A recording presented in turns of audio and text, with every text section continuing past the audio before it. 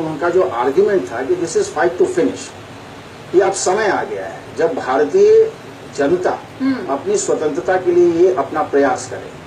तो ये पूरा का पूरा मूड जो है वो एकदम इलेक्ट्रीफाई कर देता है उस पूरे एटमॉस्फेयर को, जो जैसा रेजोल्यूशन में था कि अगर गांधी या सशस्त्र नेतृत्व जो टॉप लीडरशिप है, if they are removed because of arrest और whatever, everyone who strives for independence or drives independence would be his own guy, his or her own guy। कोई यहाँ महिलाओं और पुरुषों दोनों के लिए ये है। Mayor jail going would not go. सही बात। इस पर हम और आगे, आपने जैसे जेल की बात की, करो या मरो नारे की बात की, उस पर मैं आपसे आगे बात करूंगी, पर उससे पहले मुकुल जी, जैसे राजेश जी ने बताया कि वो समय जो है गांधी जी ने एक उनकी जो स्ट्रैटेजी थी, जो उनका स्टैंड था, उसमें एक मेजर शिफ्ट हुआ 1940 से 42 में जब ये आंदोलन, जब ये नारा दिया गया। सो आप इसे किस तरह से महत्वपूर्ण पाते हैं? इसमें सर के डिस्कोर्स को आगे बढ़ाते हुए मैं ऐड करना चाहूंगा, क्रिस मिशन जो आया था उस समय भारत में जी, मार्च 1942 में, उसकी भी बहुत महत्वपूर्ण भूमिका रही थी। उस समय पहले तो गांधी जी की जो अपनी सोच थी, अपनी जो आइडियोलॉजी थी, उसके तहत उन्होंने ब्रिटिश गवर्नमेंट तक डिमांड किया कि मुझे डोमिनियन स्टेटस इंडिया को दिया जाए। कंस्टिट्यूएंट असेंबली प्रोविंसेस में फुल फ्लेजेड लाने की बात थी। ब्रिटिश रिजीम का रिस्पांस था कि हम युद्ध के बाद वो फिर आपको ये सारे डिमांड्स आपके पूरी करेंगे। लेकिन उस समय का मूड, जैसा सर ने बताया, ग्राउंडस्वेल ऑफ नेशनलिज्म इतना स्ट्रांग हो चुका था कि उस समय का मूड जो था पेशेंस वाला मूड नहीं था लोगों का। People were just not prepared to wait for those demands to be met. तो वो उसका भी एक बहुत अहम भूमिका रही है क्विट इंडिया मूवमेंट के टोन को सेट करने में। और इस मूवमेंट की अगर बात करें तो ये शुरू के ही चरण में ये रिफ्लेक्ट हो जाता है कि ये मूवमेंट बाकी पिछले जो मूवमेंट्स थे, मेजर मूवमेंट्स जैसे non cooperation movement, civil disobedience movement, जिसमें कि एक सेंस ऑफ कंट्रोल एक हमेशा से रहा है गांधी की तरफ से, जो एग्जॉर्ट किया गया लोगों को। क्विट इंडिया में डू और डाई के नारे में अगर वायलेंस नहीं तो वेहमेंस एकदम इम्प्लिसिट है। सही बात। वेहमेंस था कि एग्रेशन, ये this movement is going to be more aggressive than the rest of the previous movements. This was pretty obvious and that message was conveyed to the people. उसके बाद अगर आप मूवमेंट कैसे इसका डायनेमिक्स हुआ है अगर आप देखें तो तुरंत लोगों ने गवर्नमेंट के जो सिंबल्स थे उनको अटैक करना शुरू किया। रेलवे स्टेशन थे, पोस्ट ऑफिस थे, police station which is the most I think significant symbol of governance, उसको लोगों ने कैप्चर किया। तो कहीं ना कहीं वहां पर वायलेंस आई थी वहां पर, और उस समय गांधी जी ने चुप्पी रखी थी या उन्होंने रिएक्ट किया था, क्या स्टैंड रखा था, उस पर हम बातचीत करेंगे। पर उससे पहले हमारे पास हमारे देखने वालों के लिए क्विट इंडिया मूवमेंट पर एक छोटी सी फिल्म है जो इतिहास को खोल कर रखती है और आपको पीछे लेकर जाती है। तो ये कैप्सूल आपके लिए।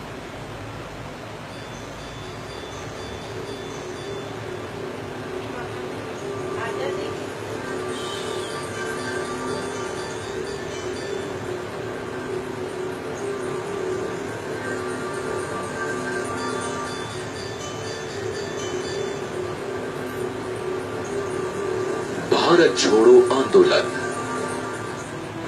द्वितीय विश्व युद्ध के समय पूरा विश्व संकट का सामना कर रहा था। युद्ध के कारण तमाम वस्तुओं के दाम बेतहाशा बढ़ रहे थे और अंग्रेजी हुकूमत के खिलाफ भारतीय जनमानस में असंतोष बढ़ने लगा था। 14 जुलाई 1942 को कांग्रेस वर्किंग कमेटी की वर्धा में बैठक हुई, जिसमें देश की स्वतंत्रता को जनता और विश्व की सुरक्षा के लिए जरूरी बताया गया। देश के पूर्वोत्तर क्षेत्र में युद्ध की शुरुआत हो गई थी। कोहिमा और इम्फाल में लड़ाई तेजी से आगे बढ़ रही थी। इस बीच 4 अगस्त को कांग्रेस वर्किंग समिति की बैठक में तत्काल प्रभाव से ब्रिटिश शासन की समाप्ति का आह्वान किया गया।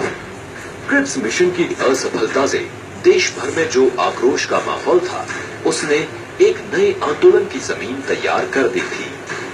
7 अगस्त 1942 को कांग्रेस के बॉम्बे अधिवेशन में भारत छोड़ो आंदोलन का प्रस्ताव पारित हुआ, जिसे हर ओर लोगों का समर्थन मिला।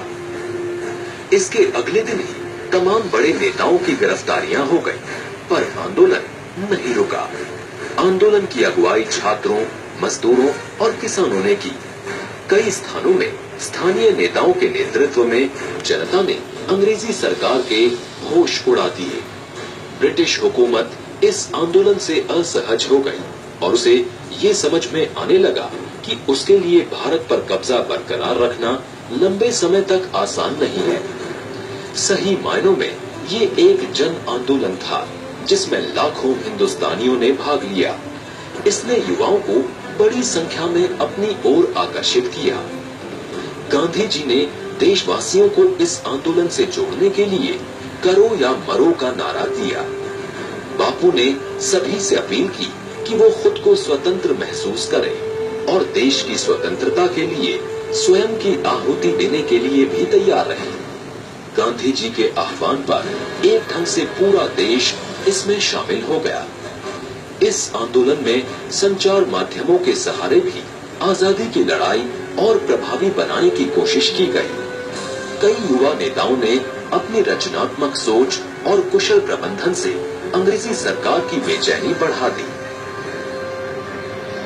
अरुणा आसफ अली ने ग्वालियर टैंक पर झंडा फहराकर देशवासियों में एक और जहां उत्साह का संचार किया, वहीं दूसरी तरफ ब्रिटिश हुकूमत को जोरदार झटका भी दिया।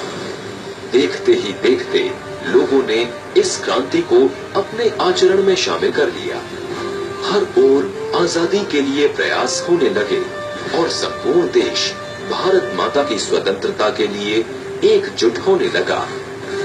देश के स्वाधीनता संग्राम में भारत छोड़ो आंदोलन की महत्ता जग जाहिर है। आजाद भारत के निर्माण में इस आंदोलन की भूमिका सराहनीय है।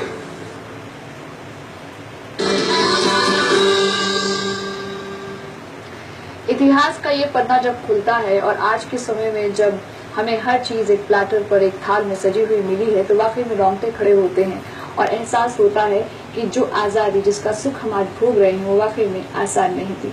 बातचीत चल रही है अगस्त क्रांति की, उसकी सालगिरह पर। दो मेहमान हमारे साथ स्टूडियो में हैं, प्रोफेसर राजेश कुमार और मुकुल कुमार जी। आप दोनों से हमारी बातचीत जारी है, तो बातचीत को आगे बढ़ाते हैं। जैसे हमने इस फिल्म में भी देखा और हमारी बातचीत, जैसे मुकुल जी आपने कहा कि उस वक्त कैप्चर किए जा रहे थे पुलिस चौकी, कहीं कहीं पैरेलल गवर्नमेंट्स जो हैं वो शुरू हो गई थी, तो हिंसा भी कहीं कहीं भड़क रही थी।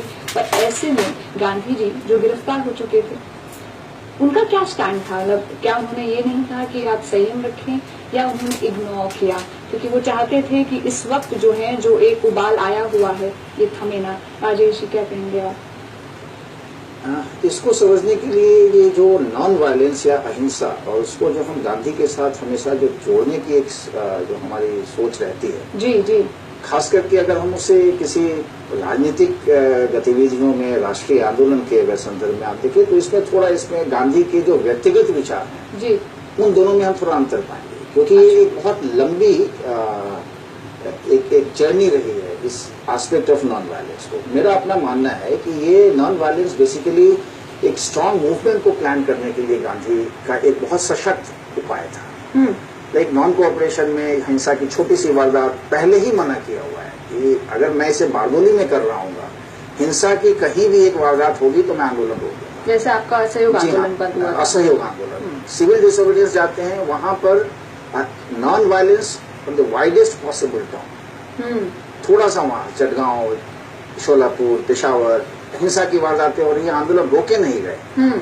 जब हम ये 1942 में आते हैं, तो आपको, जैसा आपने खुद बताया और क्लिपिंग्स में भी हम लोगों ने देखा है, वहां वो जो मूड था, उस मूड को कहीं ना कहीं हम लोग उसका रिफ्लेक्शन देखते हैं। जैसा मैंने आपको बताया, 1940 में ही उस एनआरकी की बात कर रहे हैं, अगर वो लॉलेसनेस में आता है तो वो तैयार है उसके लिए। सही बात। ये चीज कहीं ना कहीं पे, मैं ये नहीं कहने जा रहा हूँ कि गांधी ने हिंसा की इजाजत दी, इजाजत नहीं दी जी, लेकिन अगर आप गांधी के उस समय की ये चीज देखें, मैं मे का या मैं एग्जैक्ट डेट में भूल रहा हूँ, लेकिन उन्होंने, उनका ये भी इस समय में कहना था कि I would not ask from you my own non violence, you decide what you can do in this struggle. So कहीं ना कहीं यहाँ एक एम्बिवेलेंस जो है वो हमें दिखाई देता है जी। बाद में इस आंदोलन को, जब इसमें वायलेंस के एस्पेक्ट्स आए, गांधी से ये कहा गया कि आप इसकी आलोचना करें, गांधी ने आलोचना नहीं किया इसका। Gandhi neither condemned it not condone it, but उनका ये कहना ये था कि ये actually this is in response to the greater violence of the state. तो माहौल ऐसा था लोगों में, जैसा आपने दिखाया यहाँ पर, कि ये जो असंतोष है, जो पूरी तरह से हताशा और एक आंदोलन की वो गांधी की वो जो समझ है कि समय तक आकर के वो जनता को तैयार कर चुके हैं, तो वो कहीं ना कहीं हमें ये चीज यहाँ पर दिखाई देता है। तो मुकुल जी, क्या आपको लगता है कि कहीं ना कहीं गांधी जी ये चाहते थे कि जो पूरा विश्व है वो ब्रिटिश सरकार को एक अलग रोशनी में देख सके, कि जहां हम अहिंसा के साथ रहते हुए आपको कह रहे हैं कि आप छोड़ दीजिए, हम अपना देश संभाल सकते हैं, और ब्रिटिशर्स जो हैं अत्याचार कर रहे हैं, तो क्या उनकी एक नीति थी कि मॉरल ग्राउंड पर क्या वो एक दूसरी छवि प्रस्तुत कर सकें? क्या एक सोच थी? मेरा मानना है कि गांधी का जो अहिंसा है, अहिंसा की जो स्ट्रेटेजी है, ये केवल आइडियलिज्म पर बेस नहीं थी। It was a strategy in itself. वो कैसे कि नैतिक ग्राउंड पर इन्होंने पैसिव रेसिस्टेंस की बात करी गांधी ने, सत्याग्रह जिसको हम कहते हैं। अगर पैसिव रेसिस्टेंस को अगर बहुत रिप्रेसिव अगर कंट्रोल से अगर उसको दबाने की कोशिश की जाएगी, तो उसमें जो गलत हो रहा है वो विश्व के सामने इतना निखर करके आता है सामने, कि मॉरल प्लेन पर ब्रिटिश रिजीम को एक्सपोज करता है, और एक्सपोज किया गांधी ने। तो गांधी का नॉन वायलेंस, मेरा मानना है कि एक तरफ तो उन्होंने नॉन वायलेंस से ऐसे लोगों को भी नेशनलिज्म के फोल्ड में आने का मौका दिया जो आर्म्स की ओर नहीं जा सकते थे। Gandhi was totally convinced that with arms we can not overpower the British regime. On the other hand, on the moral plane, he exposed the British regime before the world. इसलिए नॉन वायलेंस का जो है कि broadening of the base as well as weakening British regime on the moral ground, ये बिल्कुल multi pronged strategy है गांधी की।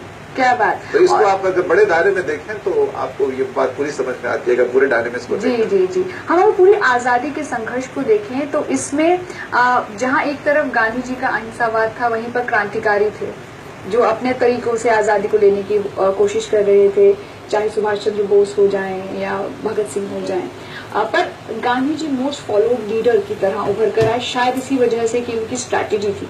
अब ये बड़े नाम हैं जिन्हें हम जानते हैं, इतिहास की किताबों में पढ़ते हैं, पर जब ऐसी कोई लड़ाई होती है तो कुछ अनसंग हीरोज भी निकल कर आते हैं जिनके तरफ हमारा ध्यान नहीं जाता। और आज ये मौका है जब हम सालगिरह मना रहे हैं इस क्रांति की, तो can we talk about such unsung heroes, specially women freedom fighters. इसमें मुकुल जी कुछ आप रोशनी डालना चाहेंगे? अनसंग हीरोज की बात करने के पहले मैं क्विट इंडिया के बारे में एक और डायमेंशन अपने व्यूअर्स के सामने रखना चाहता हूँ जी। ये मूवमेंट बहुत सिग्निफिकेंट था भारत के लिए, बिकॉज इसने सेकेंड लाइन ऑफ लीडर्स को डिलीवर किया नेशन को। 9 अगस्त जिस दिन ये मूवमेंट लॉन्च हुआ था, उस दिन गांधी, नेहरू, पटेल, मौलाना आजाद, इन चारों की गिरफ्तारी हो चुकी थी।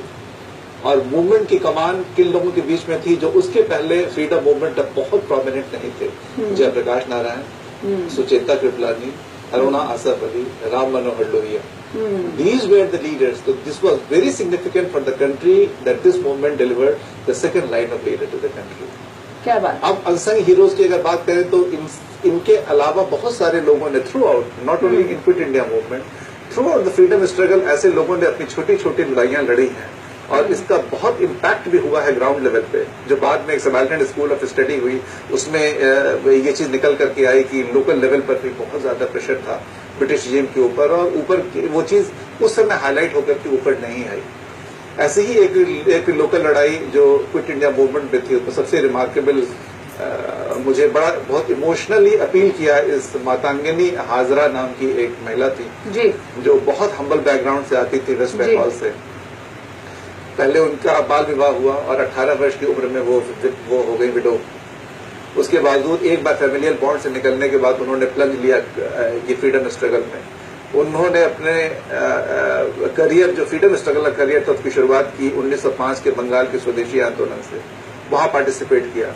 उसके बाद सिविल डिसोबीडियंस में दांडी मार्च में रही गांधी के साथ, और उसके बाद 1942 का जो एपिसोड है, जब हमने अभी बात की कि लोग कहते कैप्चर कर रहे थे पुलिस स्टेशन को और रेलवे स्टेशन, पोस्ट ऑफिस, और लोकल गवर्नमेंट अपनी बना रहे थे, पैरेलल गवर्नमेंट, उसमें तामलुक में इन्होंने 6000 प्रोटेस्टर्स का एक जो काफिला था उसको लीड किया पुलिस स्टेशन कैप्चर करने के लिए, and just short of police station she was shot dead. और उसके बावजूद लोगों में इतना एनरेज बढ़ गया, उनकी मृत्यु की वजह से लोग इतने आक्रोश में आ गए in spite of the deployment of a great number of British soldiers, they were able to overpower them and they were ultimately able to capture. So Tamluk was one of the places where this parallel government was formed. क्या बात, Remarkable contribution. क्या When I बात? came across this story, I was simply overwhelmed. Right, I can see that in your eyes too. Rajesh ji, आप कुछ रोशनी डालना चाहेंगे? आप कोई जैसा ऐसा उनको किस्सा मैंने बताना बताया चाहेंगे? वो जी, उसमें इन्होंने एक स्पेसिफिक इसके लेकर के जो बताया, उसके अलावे भी जैसा अभी दिखाया यारना आसफ अली है, सुचिता जी, कृपलानी जी, है, जी। उषा मेहता है जिन्होंने कांग्रेस रेडियो का वो संचालन किया था। जी। और क्योंकि 9 अगस्त तक तो सारे सशस्त्र नेतृत्व जो है वो उनको बंदी बनाया जा चुका था, तो ये मूवमेंट जैसा हमारे मुकुल जी ने बताया कि वो सेकेंड लाइन ऑफ लीडरशिप के साथ साथ ये इनफैक्ट वैसे सारे लोग अनसंग हीरोज बन गए। जन आंदोलन, जन आंदोलन, जी, सब के प्रयास जो थे वो ये था कि we have to get it, हमें ये लेना है। पैरेलल गवर्नमेंट्स की बात की इन्होंने, जी, तो बलिया में चीतू पांडे के द्वारा, सतारा में नाना पाटिल के द्वारा, ऐसे ही अहमदाबाद में है, ऐसे ही देश के अन्य विभिन्न क्षेत्रों में, और कहीं ना कहीं वहां पे हर जगह कुछ ना कुछ नेतृत्व देने वाले व्यक्ति देखते हैं जो जिनको हम एक अभी तक उसको मेन लाइन ऑफ लीडरशिप में नहीं देख पा रहे हैं। हालांकि इस पर काफी अधिक शोध हो रहे हैं, काफी अधिक शोध हुए हैं, और जनता के बीच में आपके माध्यम से ये इनके योगदान जो हैं वो आ रहे हैं। तो अनसंग हीरोज तो अब मैं उनको नहीं बोलूंगा, लेकिन उनके ऊपर और अधिक हमें ध्यान देना, उनके ऊपर शोध करना, इन सब चीजों की आवश्यकता भी और है। आज के समय में जैसे आज का जो मौका है, जो हम सालगिरह मना रहे हैं, तो कितना जरूरी है आपको लगता है कि जो हमारे देश के युवा हैं खास करके वो ये कहानी जाने, ये बलिदान की जो कहानी है, ये हिस्ट्री को जो वो और समझें, तो कहीं ना कहीं वो अपने देश को, अपनी आजादी को और ज्यादा वैल्यू कर पाएंगे। आपको लगता है मुकुल जी ऐसा? बिल्कुल, जो ऐसे मौके होते हैं, मेरा मानना है कि it fosters the final sentiments of man. True. और हमारा जो पैट्रियोटिक सेंटिमेंट है, और अपनी रोजमर्रा की जिंदगी में ये सेंटिमेंट रहता है, लेकिन ये दबा हुआ रहता है। हाँ। और ये ऐसे मौके होते हैं जब ऐसी भावनाएं आदमी की उभर करके आती हैं, और वो आपको कहीं न कहीं अपने देश, अपनी संस्कृति से जोड़े रखने में बहुत मदद करती है। तो आज की युवा को खासतौर से, क्योंकि जाते जाते देश की आजादी पुरानी हो रही है, तो आज की युवा को अगर हम ऐसे